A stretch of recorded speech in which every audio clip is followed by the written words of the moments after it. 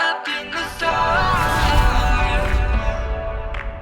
That's where you are. That's where you are. Hey everyone, it's Marguerite with StarCast. I'm joined today by my co-host of StarCast, Andrew Sokolowski. And we also have two other special guests. This is going to be the behind the scenes of our latest short film, Distortions. So today we thought it would be really cool to have a kind of look with one of the two key people who were part of the project and made it come alive. So we also have Don Kershaw, who starred in the film and was a creator. And we have Joe Gittler, who starred as the glitch itself. Hi, everyone. Thank you so much for joining us today. First of all, thank you so much for watching our film if you already have. And if you haven't yet, hopefully this podcast encourages you to do that. We put a lot of time, love, blood, sweat, and tears into this one. And as lovers of horror ourselves and psychological thrillers, we really wanted to make something that we could be proud of just as much as the people we know and the people who are in it. So with that, I kind of want to throw it a bit to Don as the creator, because it all started with him and his idea. Kind of take us through the inception of Distortions. Oh, geez. Well, thank you very much for that introduction. It's great being here. So as far as the inception goes, I am not entirely sure how that really came about. A lot of it was just me bouncing around ideas in my head about what I kind of didn't like about most horror films and what I sort of wanted to see, something that was something that was more visual and kind of light on the audio. Especially, since with the nature of the glitch itself and the whole problem throughout the film, there should have been, absolutely no audio interference as far as, how the glitch went.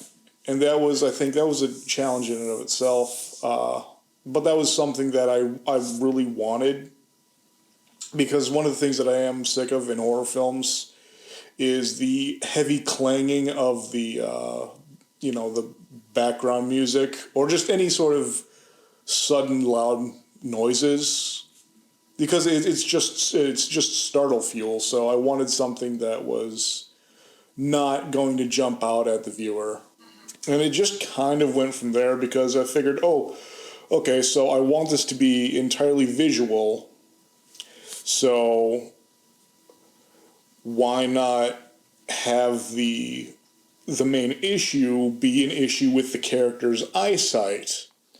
What drew me to the project, primarily going off what you're saying, Don, is just like how visual this project was, and how the first time you talked about doing like a glitch monster, from visualizing that on screen, I knew it was going to be really dynamic and that we were going to be able to do a lot with it. That was going to be really cool. What I'm really happy about is that I really feel we were able to get your original vision of how it was supposed to look onto the screen in the final version.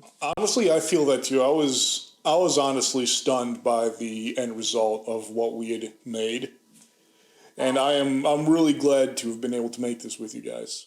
Yeah, thank you. In a way, it feels like sometimes when the creator comes to us, or we come to a creator wanting to like make their idea, you kind of become our client. And so in a way, it's like, not only did we make something good, but we also made you happy. So that's even a win-win. A lot of people come to me with ideas, and like not every idea that you hear really just sparks interest in you. But when you came to me with this idea, talking about how you wanted to work with me and Marguerite on it, I was literally enthralled from point A to point B, talking about like how you saw this going. And you know that it's the kind of idea that you should pursue when you can so vividly see in your head what the final product is going to look like as they're explaining it to you.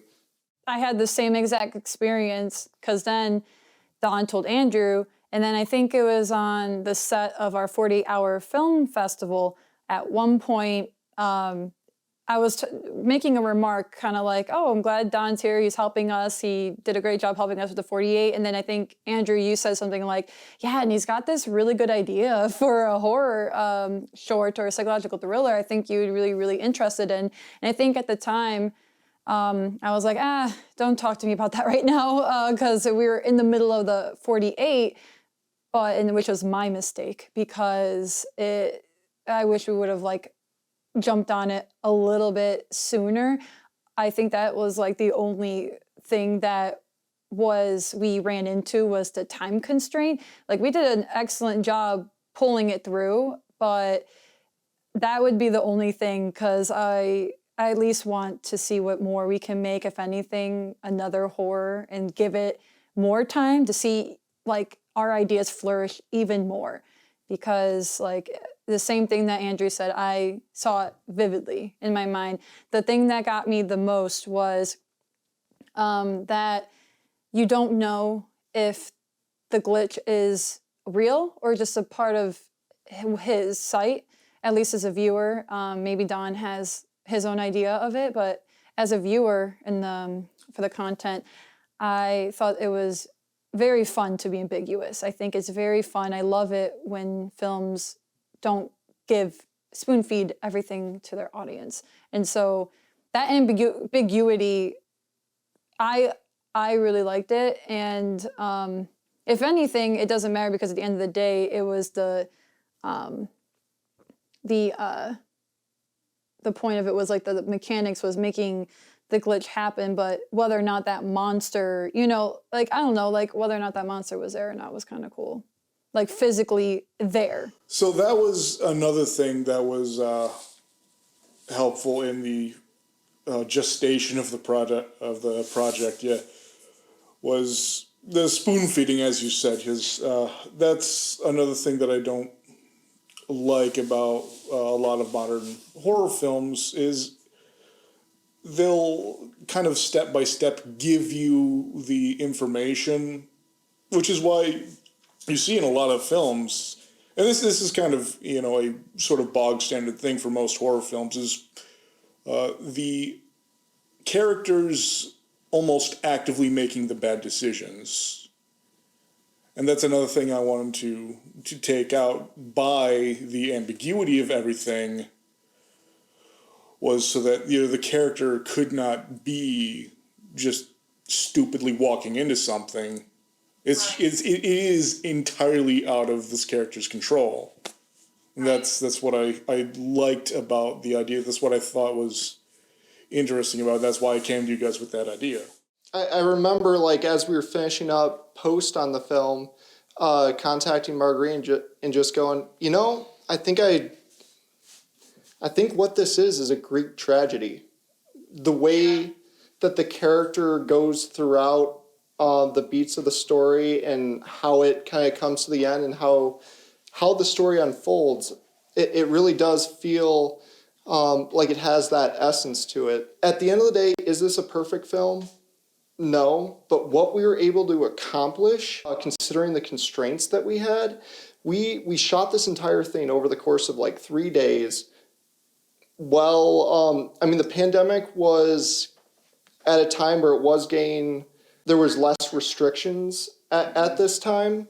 But that being said, it still was a pandemic and everyone was wearing masks, and we had to have a much smaller crew because we were going with the restrictions and trying to be safe. It also came in at a point in our life, and we all just had so many stressful things going on in our lives, and that we were able to kind of put those things past us and just get through this, I think is truly incredible. Because Marguerite, you were literally working on a feature film while working on this. I had tons of things that I was trying to balance at the same time. Even though there are a few pacing things here and there, I truly can't believe that it looks like it does with everything that we had dealing with at that time. Yeah, I agree. It does flow pretty seamlessly in terms of direction, at least. You could see that they're unspokenly, because it feels like we couldn't even communicate as much as we wanted to. That went along with the time constraints, and so the fact that, I mean, maybe it's a test to like how long we've been working together, but the fact that we just unspokenly kind of at the end of the day knew the vision and understood it, it all came together. I think there had to be a lot of that, and there was a lot of, like you said, collaboration. And yeah, thank you. I want to give a big thank you to the crew who came out. If you were there for all days, 1 day, 1 hour, we appreciate you. And we hope that you are proud of what you did and what you see as well, because we know we are proud of you. That was really cheesy, but you know what I'm saying. So I think that would be a good segue then to talking about one of the worker bees who was there, who had like the biggest job and maybe didn't know it at first. Joe, thank you so much again for joining us. You played the glitch, and I'm just wondering how you felt about that whole experience, and give us a little rundown of it. Yeah, for sure. It was a big learning experience for me going into the project. So Donnie originally just asked if he could, if you guys could use the house as a filming location, and I thought, you know, of course, like I'd love to have, you know, people over, go ahead, do your short film. He kind of told me about the idea a bit, and I thought it sounded really cool about the whole glitch and his fixing his eyesight and everything, and I was like, cool, you know, I'll sit on the side and see what you guys do, because I've never been involved in any sort of film other than when I was like really young in a commercial once. Not that I really remember it much, but then he asked me later. He's like, oh, by the way, can you take on the role of playing the monster or the glitch? And I was like, sure, yeah. He said you're just gonna wear a morph suit and just kind of like take stage directions pretty much, and I'm like, okay, you know, I'll try to make these scenes cool, and everything, like when he was telling me about some of the scenes and Andrew was telling me about the scenes I would be in, it sounded really cool, and I thought it'd be a lot of fun, and it was a lot of fun, and it ended up being a lot more makeup than I expected, because after the morph suit I had to wear a bald cap and a lot of makeup, and getting into costume took about 4 hours. So Also, wasn't the morph suit just too small?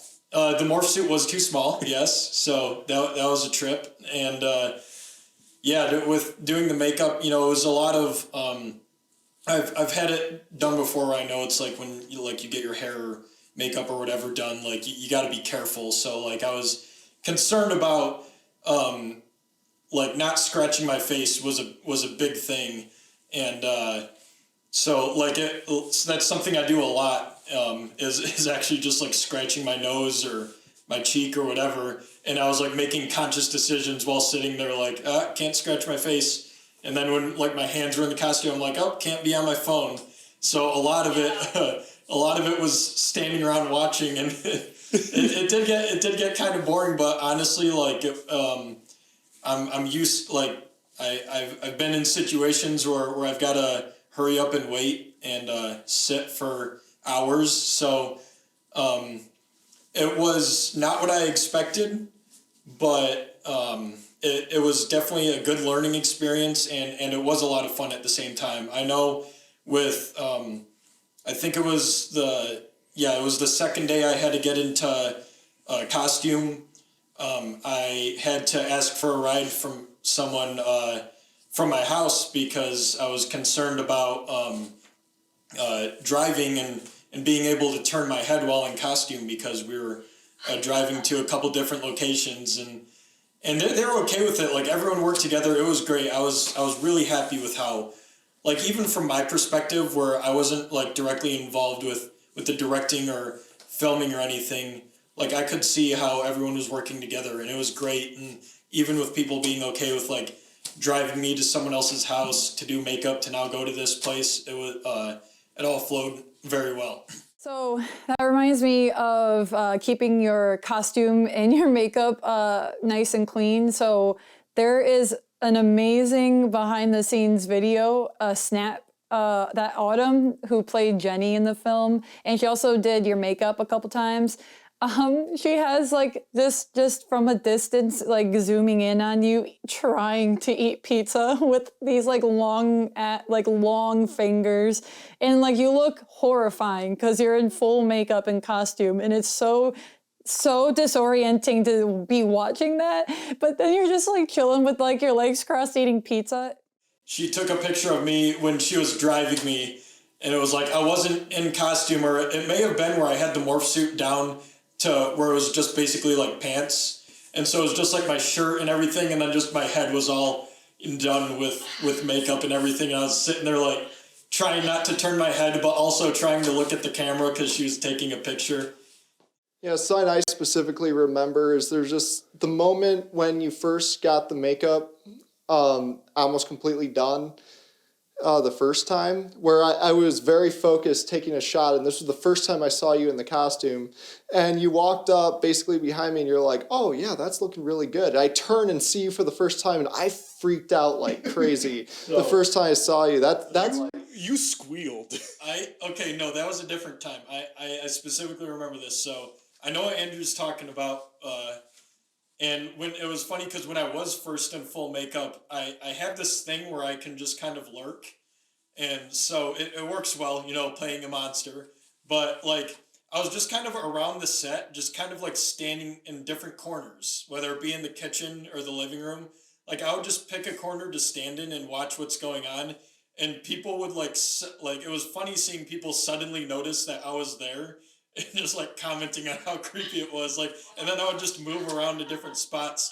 But we were there was a scene, I don't think we filmed it the same way, but we're originally talking about me coming out of like the shower when in the bathroom, and I was standing in the shower, like, so I was really confused on set, like, know how like there's that whole meme going around about like Tom Holland looks confused in Infinity War, and he's like, it's because I had no idea what was going on. Like, that was me. I like wherever someone last left me, that's usually where I would be. So someone left me unsupervised in the bathtub with the shower curtain closed in the bathroom.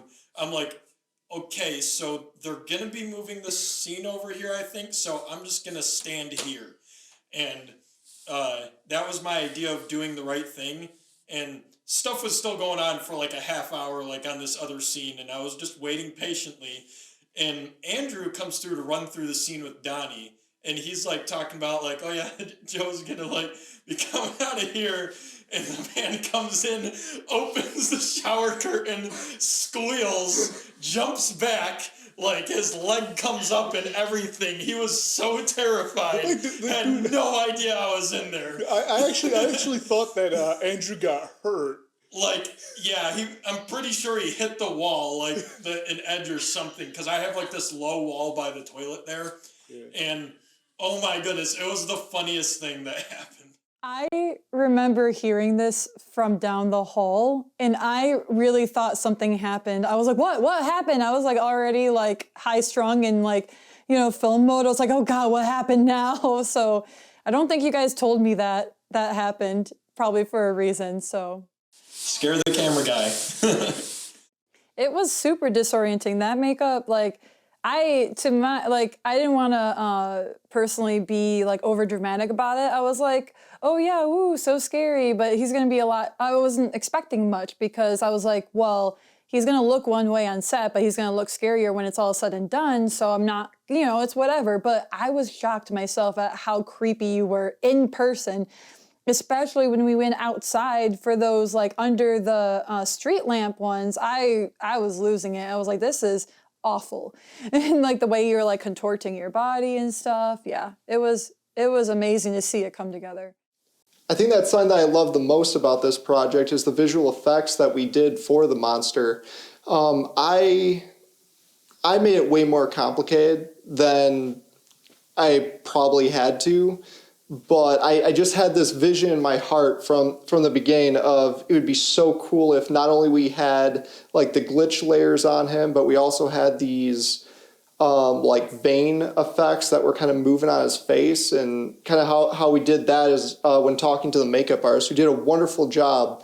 Both of them did a wonderful job. Yeah, shout out to Jess. She was our first makeup artist, so good job, Jess. Yeah, and Autumn did a wonderful job on the second couple days too, like matching what I was able to do on the first couple days. Like from the very beginning, I knew that I wanted to be a CRT layer over the top of the monster, so that way he looked like he was a computer monitor image, and then compared to the rest of it, which didn't have this like chromatic aberration in CRT. So what I ended up doing, there's literally like 10 layers of effects, like every time you see the monster. But the thing that I think is coolest about it is that he is rotoscoped out every time you see him from a CRT image that I made and then superimposed on top of that. And then also I put another layer of what is called chromatic aberration, which is basically like when you watch a 3D movie and you see that like red and blue to the sides. I put an effect that looks like that to just give it this really not only retro but creepy 80s monster look that like it walked right off a computer monitor screen. As far as work goes, you are an absolute masochist, but it does pay off. Like, honestly, I was stunned with the final cut that I got. I had no idea going into this that it would look so good in the end. Like, it really, your work shows, dude. Well, thank you very much. It takes a lot to do these sort of things, and when I really hope also that the audience watching it was able to appreciate it, maybe get some scares out of it, or at least like have a good time. Because that's why I put this work in, hopefully to entertain people. If we can scare somebody without the use of the modern tactics, then that'll be a huge win for us, especially, going forward and when I'm writing my upcoming silent horror film. That is going to be definitely going to be a great boon. Yeah, thank you, Andrew, for that little bit of insight. I do agree with Don that you put your all into it, and it absolutely shows. Sometimes too much, but so do I in like other areas of filmmaking in my life. So who am I to say? I just think when you have a passion, it just happens, and then you get down the rabbit hole of, oh, if this is possible, is this possible? If this is possible, is this possible? So it just kind of, the whole thing of like, can I, but should I? So many people to thank for this. I'm going to try and run through a list in my mind real quick. If I forget you, I'm sorry. Thank you, Caitlin, for first AD. Amazing job. Autumn as Jenny, Donnie as Daniel, and then we got Joe as a glitch, and Caitlin's first ADing, by the way, which she did a great job. Makeup artist was Jess. We had, Justin helped us out gaffing and like some video work, some grip. He did a lot. So thank you. Quiet, great script supervisor. We had Jack in as gaffer. So we had a lot of people. I think that's everyone on the set. Ryan, of course, who was there as a general PA, and he also did a lot of the special effects that you saw too. Yeah, just thank you everyone for the day of.